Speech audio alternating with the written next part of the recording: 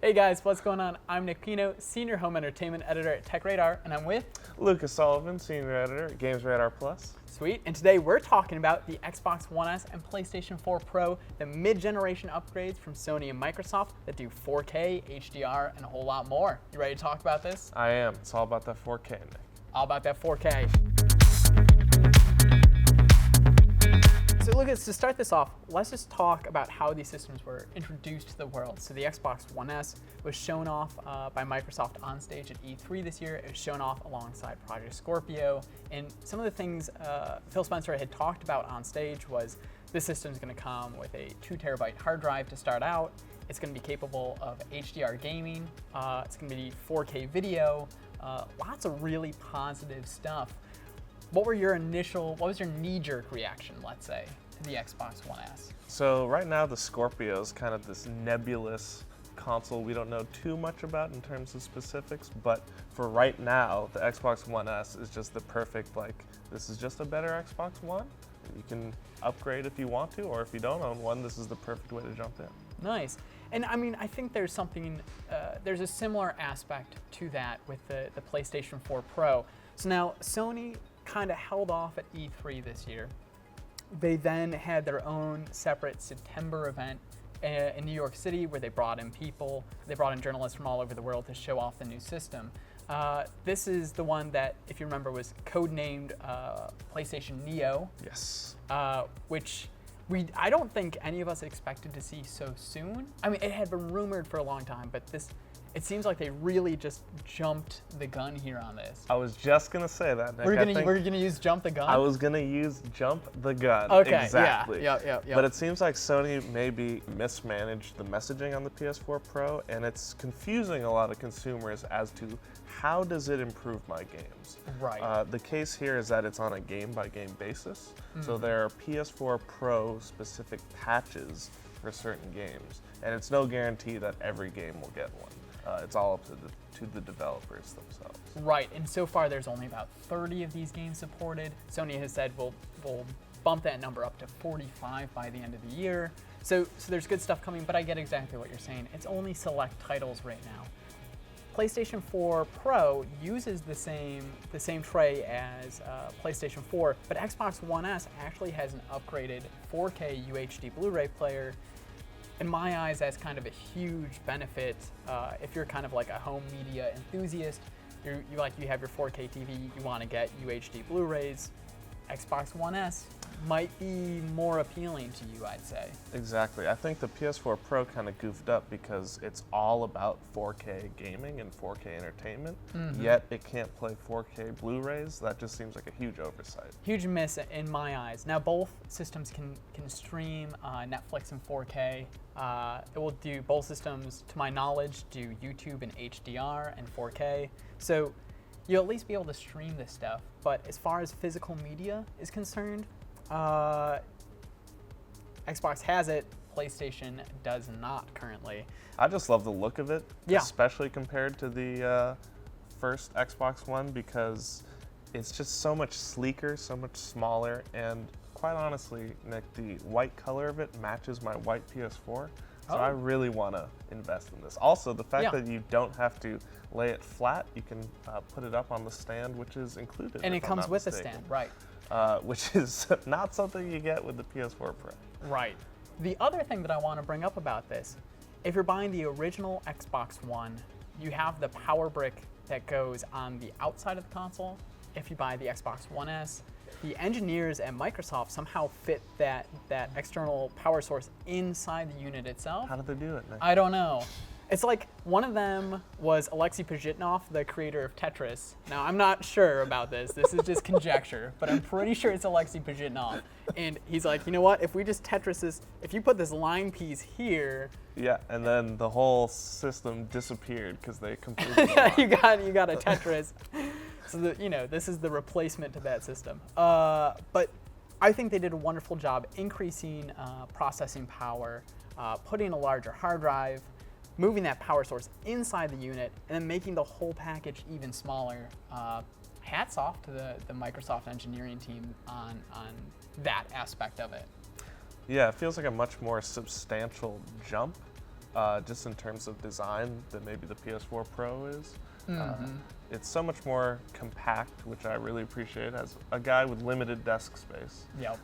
And it looks really great. It kind of looks like one of those boom boxes you put on your shoulder. Oh, blast yeah. music. Now you're saying that because of the grill on Yes. top there? Yeah. What might have upset some people, and if you read TechRadar's Xbox One S review, which I wrote, there is no Connect port anymore on the back. Forget the Connect. They tried it. I can't. It's over. I can't let go, man. I have You real gotta. problem. I can't let go. I have real problems. They said the system, the original Xbox One, would not work without Connect. And now you're telling me, you know what? Like, we're not even going to put a Connect port on there. There's a lot of backpedaling. There's All a lot I of know is backpedaling. ain't nobody need the Connect, Nick. All right. Okay. Well, I guess. You That heard it will- here first. Yeah, I'm gonna leave that where it lies. Let's talk a little bit about the performance of the consoles. You touched on it at the beginning. You said, look, so far, we only have the 30 games, and it's done by game-by-game basis. And what that entails is developers need to enable something called PS4 Pro mode, right? So Yeah, what you get is also varies by game, so you might get improved lighting, improved textures, higher resolution, better frame rates. It's not consistent across the board, and I actually find that to be a huge negative, because if you don't know what you're going to get on a game-by-game basis, then you're not really sure what to look for. So when Right. you ask yourself, like, how does this look better than the regular PS4 version?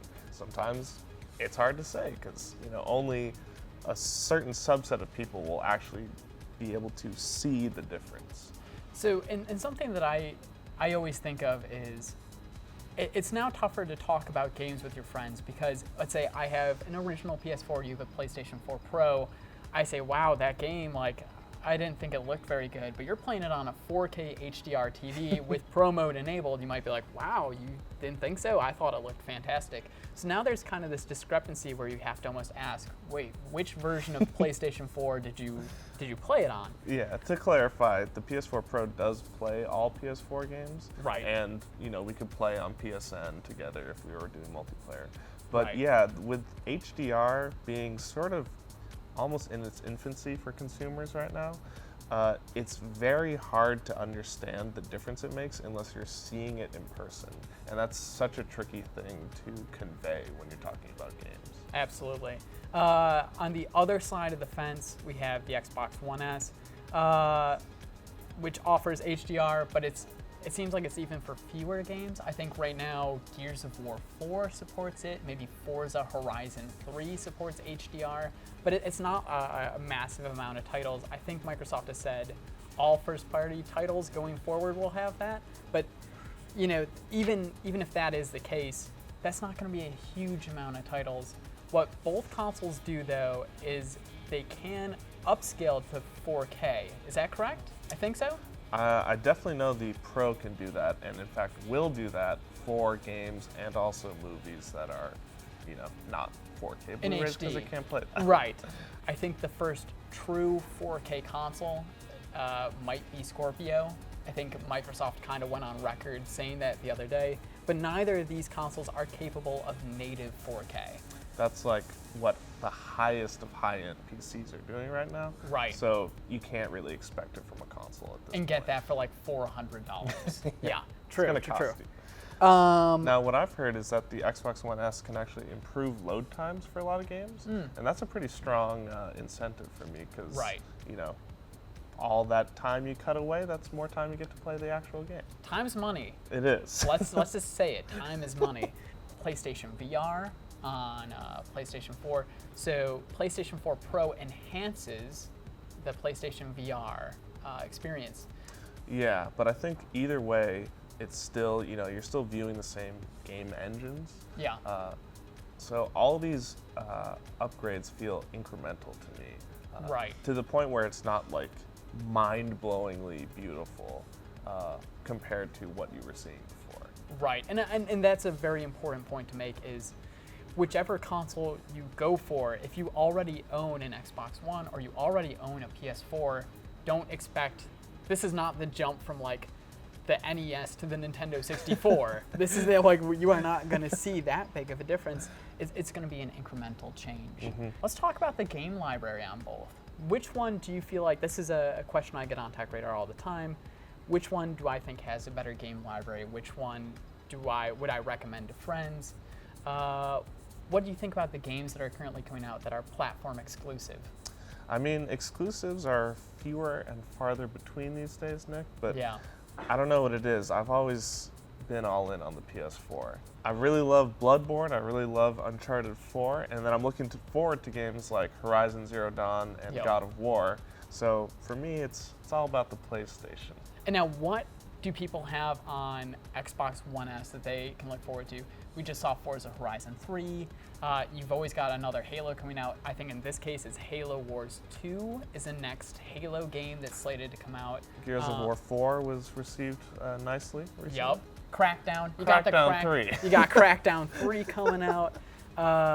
So there are games on Xbox One S that you won't get on PlayStation 4, but you're saying right now you think PlayStation 4 has the better exclusives. Honestly, I think it's all about what your friends have, Yeah. because any game played with friends is a better time. So just gauge what they're into, match them on that front. Nice. All right, cool. So Lucas, let's wrap this up in a nice little bow for people. Xbox One S, PlayStation 4 Pro. Which one do you choose, and give me a little reason why? I think here I gotta go with the Xbox One S, because in terms of design, it just looks so much sleeker. And the fact that you know how it's gonna improve your games across the board, that is to say better load times and better frame rates, I think it's so much more reliable in terms of expectations than the PS4 Pro.